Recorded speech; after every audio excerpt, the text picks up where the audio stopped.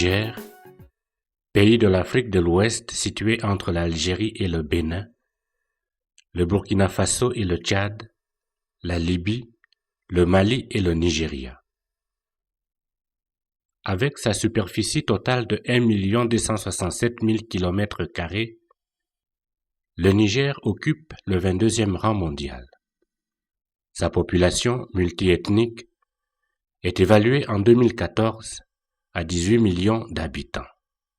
Elle est composée en majorité des Haoussa, des Peuls, des Djerma, des Touaregs et des Kanouris. On y rencontre aussi des peuples minoritaires comme les Gourmandchis. Niamey est la capitale politique. Agadez, Maradi, Zender, Tawa, Difa et Dosso constituent avec elle les principaux centres urbains.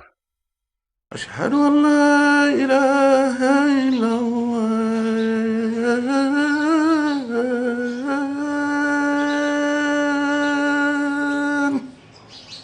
Le Niger est un pays laïque dont la société est composée en majorité des musulmans, 95 à 98%. Cependant, on rencontre une faible présence de chrétiens catholiques et protestants. L'Église catholique comprend 2 diocèses, Niamey et Maradi. Elle est présente au Niger depuis 1919 par l'action des pères de la Société des missions africaines, SMA. Ils ont partagé l'œuvre d'évangélisation avec les missionnaires rédemptoristes arrivés en 1948 et les sœurs missionnaires Notre-Dame des Apôtres arrivées en 1947. De nos jours, 11 prêtres SMA mènent une pastorale de première évangélisation et exercent des tâches diverses à Niamey, à Dogondouchi, à Makalondi, à Torodi, à Bomouanga et à Kankani. Les principaux chantiers de l'évangélisation sont la lutte contre la pauvreté, l'accueil des migrants, le dialogue interreligieux et la pastorale de première évangélisation.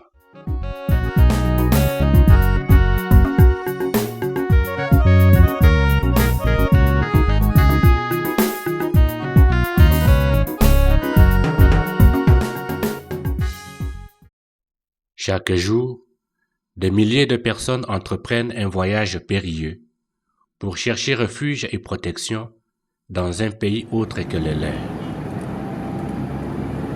Poussées par la faim, contraintes de fuir la violence ou la persécution, elles abandonnent tout derrière elles et empruntent des routes dangereuses en quête de sécurité. Elles y laissent parfois leur vie. L'Organisation internationale pour les migrations a estimé que dans les 2015, il y a eu 120 000 migrants qui ont traversé la région d'Agadez en direction de la Libye, l'Algérie et après Lampedusa, l'Italie et l'Europe. Il s'agit de flux qui sont réguliers, 2-3 000 personnes par semaine qui quittent Agadez pour aller vers le sud de la Libye principalement. En janvier et février 2016, cette estimation ont été confirmées. Donc il s'agirait de 120 000, 150, même plus de migrants cette année en direction de l'Europe. Depuis 2014, plus de 7 000 personnes sont mortes en Méditerranée centrale en tentant de rejoindre l'Italie. On en sait cependant beaucoup moins sur celles qui sont mortes avant même d'atteindre la mer en traversant le désert du Ténéré au cœur du Sahara. Beaucoup passent par le Niger, devenu de plus en plus un pays de transit. Le père Mauro Armanino, SMA italien, est engagé à Niamey au service diocésain des migrants. Et je suis arrivé ici en 2011 quand il y a eu la crise libyque de Libye qui a explosé. Alors du jour au lendemain, nous nous sommes retrouvés avec des centaines, voire des milliers de personnes qui passaient et qui retournaient de la Libye en fuyant la situation de guerre. Cela a duré plusieurs mois. Les crises du Mali et du Nigeria ainsi que l'instabilité sociopolitique dans plusieurs pays africains ont provoqué des vagues d'arrivées au Niger, des migrants souffrant de traumatismes divers. Ils deviennent même les invisibles de la société. Alors on s'est retrouvé avec des personnes blessées, bien sûr, des personnes qui ont souffert de violences, des personnes que personne n'a considérées comme personnes, mais c'est devenu des objets d'exploitation, de refus et parfois aussi de mépris. Et moi je les ai appelés bien souvent les invisibles, parce que personne ne les voyait tant qu'on n'a pas commencé à parler d'eux, ou bien c'est parce qu'il y a eu des personnes qui s'intéressent à eux. Le service pastoral des migrants accueille, écoute et oriente les personnes désemparées. Alors nous avons commencé ce type-là de service en offrant un lieu d'accueil, un lieu d'écoute, un lieu d'orientation et aussi un minimum d'aide selon les petits moyens que nous avons, du point de vue médical, du point de vue nourriture, du point de vue habits et surtout du point de vue relationnel. En tentant de mettre en contact ces gens avec des communautés nationales déjà existantes ici, du Libéria, de Guinée, de Côte d'Ivoire, de Nigeria, de Sénégal. Nous n'aidons pas ceux qui sont en train de partir. Je voudrais m'appesantir là-dessus. Quand les migrants viennent ici, nous essayons de vérifier que ces gens-là ne sont pas en train de partir. S'ils partent vers la mer, vers la Libye, l'Algérie ou le Soudan, nous ne les encourageons pas.